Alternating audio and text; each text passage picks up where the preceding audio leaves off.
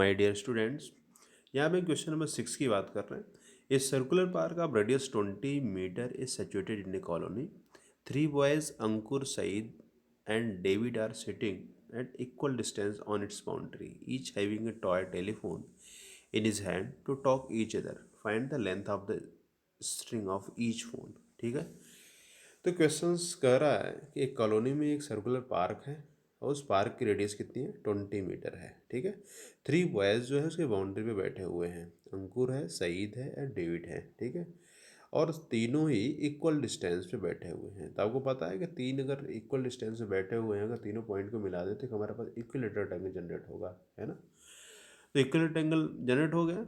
अब इसके बाद बोल रहा है कि तीनों के हाथ में क्या है, एक टॉय टेलीफोन है। टॉक करने के लिए उनके हाथ में एक टॉय टेलीफोन है और उनके बीच में स्ट्रिंग भी है। ठीक है, जो स्ट्रिंग है तो हमें उस स्ट्रिंग की लेंथ बतानी है। मीन्स जब तीनों बैठे हैं बाउंड्री पे तो तीनों के हाथ में क्या है, टॉय टेलीफोन है और एक दूसरे से टॉक कर रहे हैं।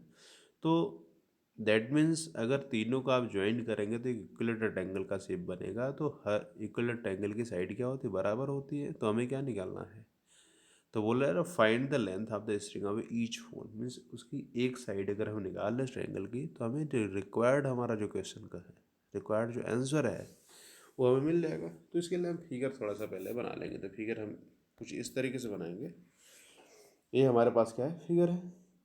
अब यहाँ पे आप देख पा रहे हो कि यहाँ पे अंकुर बैठा हुआ है और यहाँ पे सईद बैठा हुआ है, यहाँ पे डेविड बैठा हुआ है। ठीक है, तीनों के हाथ में क्या है, टॉय टेलीफोन है। अब ए को हमने ए को एस से ज्वाइन किया, एस को डी से ज्वाइन किया और डी को ए से ज्वाइन किया, इस तरीके से ज्वाइन कर दिया। तो आपको ये नज़र आ रहा है कि एक इक्विलेटरल ट्रायंगल का शेप है। ठीक है, और यहाँ पे देखो उसका रेडियस दिया है और सेंटर क्या है उस सर्कल का, सेंटर ओ है। और यहाँ से उसका रेडियस अगर ओ को एस से मिलाएंगे, ओ को ए से मिलाएंगे, ओ को डी से मिलाएंगे तो क्या होगा, रेडियस हो जाएगा। तो रेडियस कितना, 20 सेंटीमीटर, 20 मीटर है और ए आपका 20 है।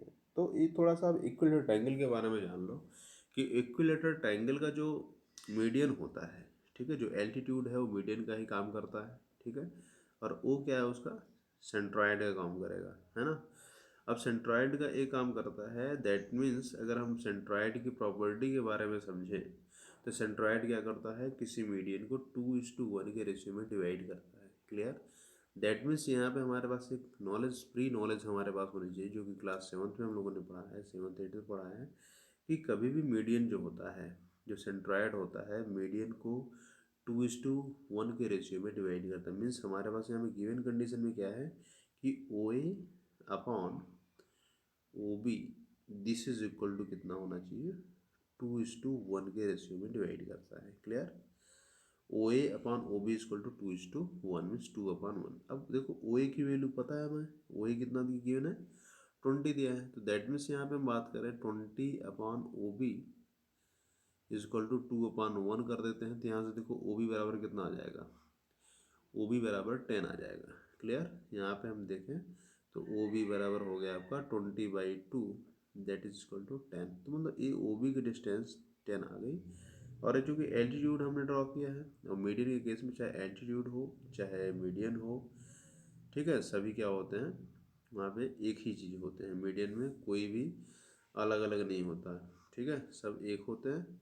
तो ये तो हमने बात कर लिया कि क्या, अब फिगर को थोड़ा सा आप ध्यान से देखिए कि एक्चुअल में फिगर को हम किस तरीके से बनाए हैं। इसमें कौन सी चीज़ हम फाइंड आउट कर लेंगे हमारा आंसर आ जाए। ठीक है, वो जस्ट यहाँ पे हम फिगर को एक बार फिर से देखते हैं। ये ट्रायंगल आपको नज़र आ रहा है, यहाँ पे देखो ओ एस पी एक ट्रायंगल है और हमें एक्चुअल में क्या चाहिए, एस डी चाहिए। अगर एस डी और एस ए और ए डी ये सभी क्या है, आपस में बराबर है। अगर हमें ये डिस्टेंस ए एस डी मिल जाए तो हमारा पूरी, चाहे ए एस निकालें चाहे एस डी निकालें चाहे एस ए डी निकालें, सभी क्या है, इक्वल डिस्टेंस पे है। तो एक लेंथ मिल जाएगी तो हमें सारी चीज़ मिल जाएगी। ठीक है, अभी आपको राइट एंगल ट्रायंगल यहाँ पे नज़र आ रहा है। इस राइट एंगल ट्रायंगल में देखो ओ भी हमने यहाँ पे निकाल लिया और ओ एस भी गिवन है जो कि रेडियस दिया है। अब आपको किसी तरह के एस भी निकालना है। ठीक है, अगर एस पी मिल जाता है तो एस पी का डबल कर देंगे तो ये पूरा एस डी मिल जाएगा। क्लियर, अब ये काम हम यहाँ पे करने जा रहे हैं, ठीक है। अब यहाँ पे देख लीजिए कि now in triangle O B S, अगर हम ट्रायंगल ओ बी एस की बात करें, चूँकि यहाँ पे 90 है तो इधर भी 90 होगा, तो ओ बी एस में क्या हो जाएगा, देखिए एस ओ आपका क्या है, एस ओ आपका हाइपोटेन्यूज है, तो एस ओ का स्क्वायर इज इक्वल टू क्या होता है, ओ बी का स्क्वायर प्लस एस बी का स्क्वायर। क्लियर।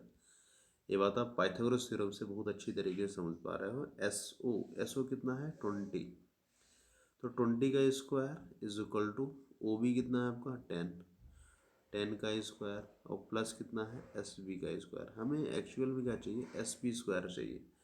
तो यहाँ पे देख लेते हैं S B square is equal to कितना हो गया 400 माइनस 10 का स्क्वायर कितना हो गया 100, तो S B square is equal to हो गया आपका 400 माइनस 100 कितना आ गया 300। क्लियर। एस बी स्क्वायर, तो एस बी बराबर कितना हो जाएगा √300, और हमें एक्चुअली क्या चाहिए एस डी चाहिए, तो एस डी बराबर कितना हो गया टू एस बी, और 2 SB का मतलब कितना हो गया 2√300। अब 2√300 ही हमारा रिक्वायर्ड आंसर हो गया। अब इसको अगर आप और सिंप्लीफाई कर लोगे तो क्या हो जाएगा, 2√300 का मतलब क्या हुआ आपका, देखो 3 × 100 हो गया, या इसी को लिख सकते हो क्या 3 × 10 × 10, यहाँ से बाहर क्या निकलेगा 10 निकल जाएगा, 2 × 10 बाहर, यहाँ पे 3 आ गया, दैट मीन्स हमारे पास कितना 20√3, 20√3 मीटर ये हमारा रिक्वायर्ड लेंथ आ गया। ठीक है, तो जो स्ट्रिंग की लेंथ है वो कितना होगा 20√3 आपका आंसर होगा। तो बहुत सिंपल है। आप यहाँ पे थोड़ा सा यहाँ पे देखेंगे कि जो आपका ये प्रॉपर्टी है, ठीक है, जो मीडियन प्रॉपर्टी है ये कैसे यूज़ होता है, इसके पहले जो जैसे मैंने एक्सप्लेन किया है उसको आप समझ जाए, बहुत आसानी से इसको लगा सकते हैं। सिर्फ एक आपको ट्रायंगल की बात यहाँ पे करनी थी, ओ एस बी ट्रायंगल लिया, उसमें एस बी आप पाइथागोरस थ्योरम के हेल्प से निकाल लिया, एस बी का जस्ट डबल कर दिया, आपको आंसर मिल गया। क्लियर। आई होप आपको समझ में आया होगा। Thank you.